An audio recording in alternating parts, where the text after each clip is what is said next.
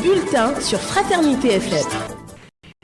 Du bulletin de l'information de ce mardi 23 décembre de l'an 2025, le président de la République a livré devant la représentation nationale son discours, le dernier sur l'état de la nation. Conformément aux dispositions constitutionnelles, Patrice Talon a dressé le bilan de l'action gouvernementale et dévoilé les grandes orientations à venir. Vous suivrez dans ce bulletin quelques extraits chocs de ce discours.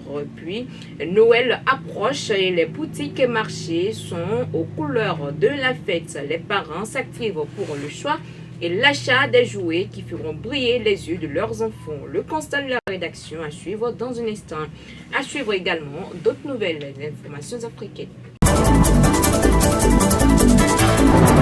Bienvenue à chacun et à tous. Comme annoncé, le président de la République, Patrice Talon, a délivré ce mardi son 10e et dernier discours sur l'état de la nation face aux députés réunis au palais des gouverneurs à Porto-Novo en présence du président de l'Assemblée nationale, Hubert Lavonou, du maire de Porto-Novo, de la préfète de l'Ouémé, du haut commandement militaire et des membres du gouvernement. Le chef de l'État a livré un message court, sobre et chargé d'émotion. Ce discours, l'un des derniers de son mandat dans cet exercice républicain, a davantage pris la forme d'une adresse réflexive que d'un inventaire détaillé des actions gouvernementales. Dans son intervention, Patrice Talon a insisté sur la solidité de l'unité nationale et la préservation de la cohésion sociale, refusant de dresser un bilan sectoriel exhaustif. Le chef de l'État a préféré recentrer son propos sur les grandes orientations prises depuis une décennie et sur leur impact réel sur la vie des citoyens. Dans une série de questions directes et symboliques, Patrice Talon a interpellé la conscience collective. Le Bénin est-il désormais engagé sur la voie d'un développement durable? Les progrès observés en matière d'éducation, d'infrastructures, d'accès à l'eau et à l'électricité, de santé, d'emploi et de cadre de vie sont-ils suffisants pour nourrir la fierté et l'espoir des Béninois? À toutes ces interrogations, le président de la République a sans surprise répondu par l'affirmative. Patrice Talon.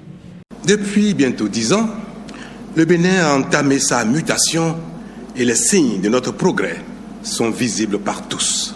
Le miracle, c'est notre nouvel état d'esprit. Il nous fait opérer les changements les plus inespérés. Il nous fait progresser et chacun accepte désormais de consentir les sacrifices et les efforts nécessaires. Il nous rend admirables et suscite la jalousie de certains.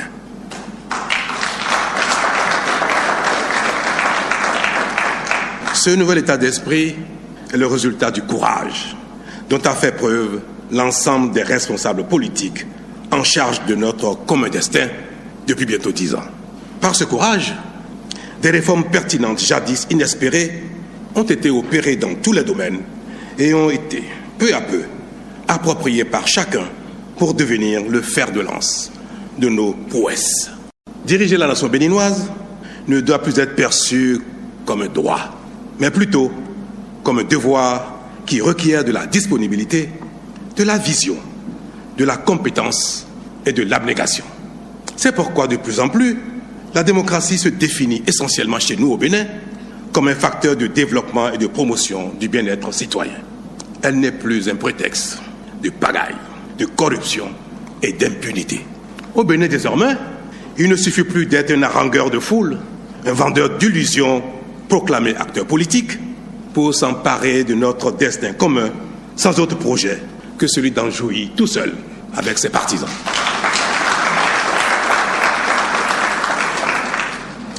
Pour nous diriger au Bénin, nous protéger, assurer notre développement et notre bien-être, il faut en être capable et le mériter politiquement. Être acteur politique ne confère plus aucun droit. Il n'astreint qu'à des devoirs et à l'humilité, voire à l'effacement et même au sacrifice de soi.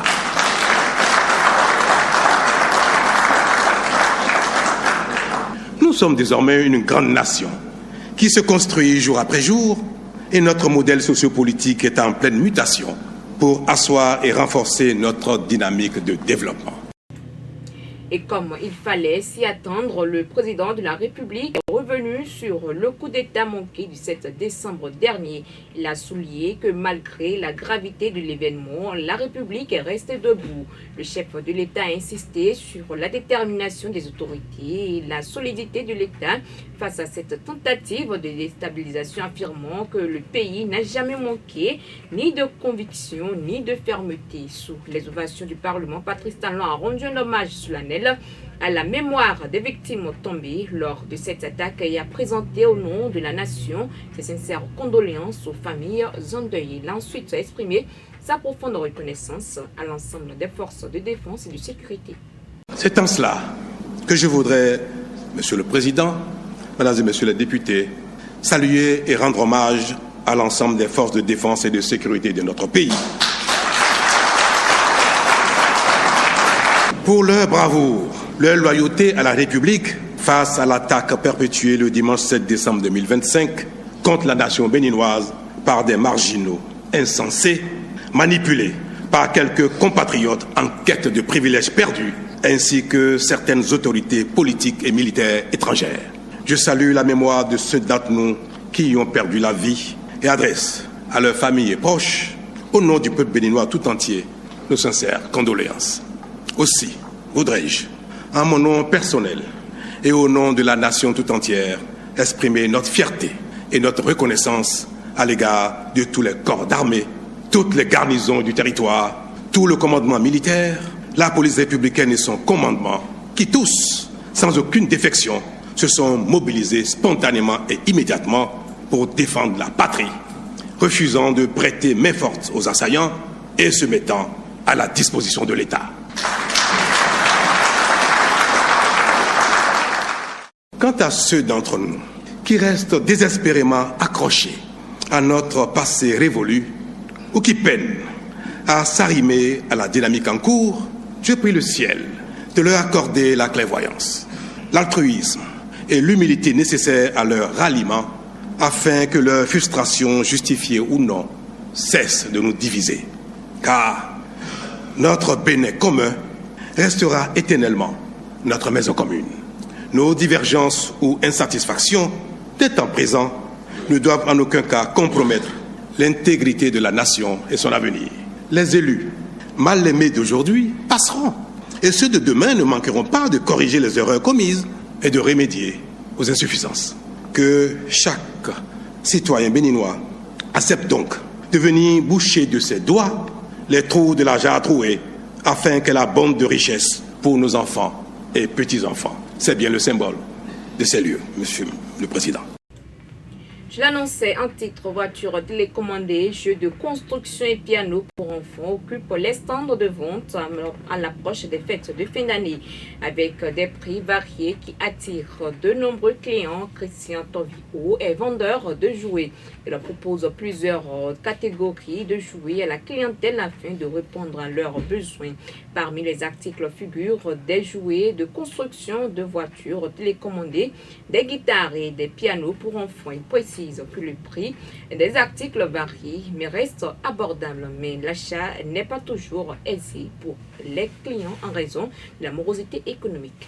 Les jeux de construction, ça aide en fait l'enfant à construire des choses qu'il veut. On a aussi des jouets partie télécommande. Ça aide l'enfant à développer son intelligence, à conduire au moment opportun. Il peut aussi essayer. Par ça, on a aussi des guitares, les pianos pour les enfants qui aiment la musique. Et il y a aussi le perroquet. L'enfant parle et le perroquet essaie de répliquer ce que l'enfant a dit. Bon, les prix sont tellement abordables. En ce qui concerne les voitures télécommandes, c'est à partir de 7 800.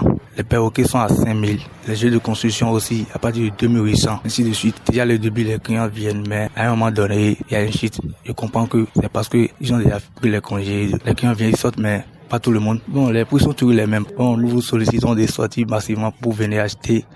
Du côté des clients, l'achat de jouets s'inscrit dans une démarche à la fois festive et éducative et en dépit de la morosité économique, ils font l'effort de s'en procurer. Chérif Deguinou est un client rencontré sur place.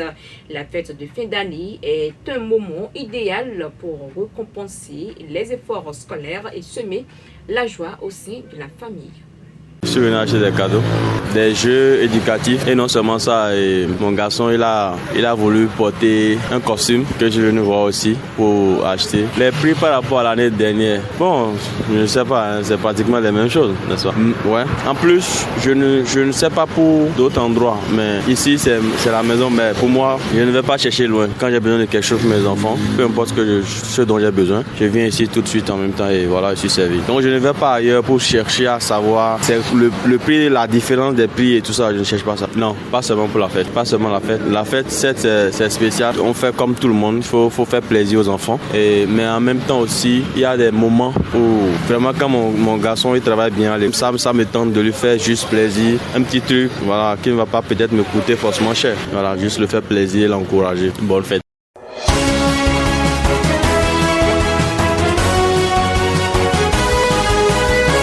Est de la RDC, de nouveaux affrontements ont éclaté samedi 20 décembre 2025 en périphérie d'Uvira dans l'est de la République démocratique du Congo.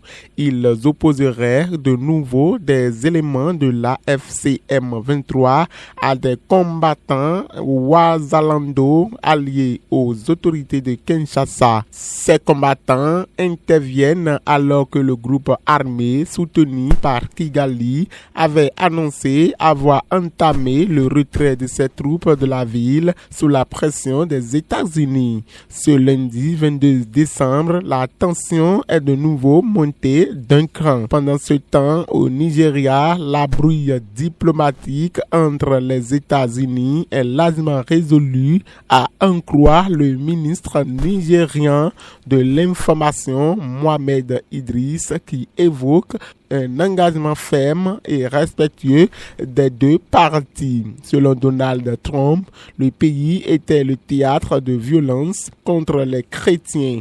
Afin d'évaluer la situation sécuritaire, une délégation américaine composée d'élus de différents bords politiques s'est rendue sur place lors d'une conférence de presse à Abidjan, marquant la fin de leur visite dimanche 21 décembre. Et c'est ça, chèvre, ce numéro du bulletin de l'information que j'ai le plaisir de vous présenter. Merci à toute l'équipe de préparation et de présentation.